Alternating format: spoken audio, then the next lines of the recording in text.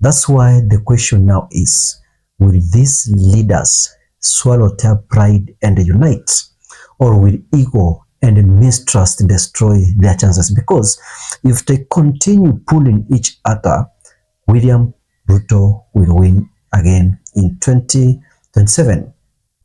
Gachagua has numbers in Mount Kenya, that's a fact, and has become the voice of rebellion against the president. Martha Karua doesn't have numbers but brings credibility and can connect them to Western allies and human rights networks. Kalonzo Musyoka has a stable pace in Ukambani, though he's often seen as lacking courage to go all the way. That's why I say that his role is number 2. Natembeya has the youths talking, and Eugene Wamalwa can help in Western Kenya. Imagine if Gachagua, Karua, Kalonzo, Natembeya, Matiang'i and Eugene agree to support one candidate. That person will become a real threat to President Ruto. Gachagua could bring the mountain votes.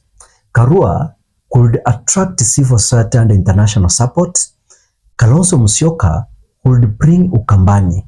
Natembeya could energize the youths, and Eugene Wamalwa could help unite Western. I want to tell you that together this team can be unstoppable. But right now, what's happening? Mistrust is the biggest problem.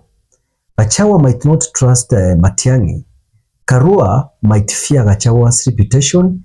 Kalonzo might worry about being used again and dumped. Natembeya wants to remain his own man. Eugene Wamalwa is waiting to see who has momentum. And Matiang'i again has stayed silent, which makes people wonder if he's even in the race anymore. My take is that, ladies and gentlemen, let me say it plainly.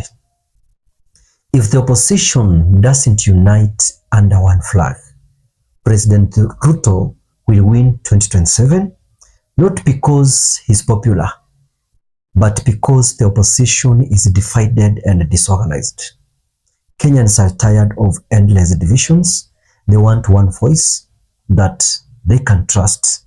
If these leaders don't realize that soon, President Ruto will walk back into State House without even sweating. This is DMTV.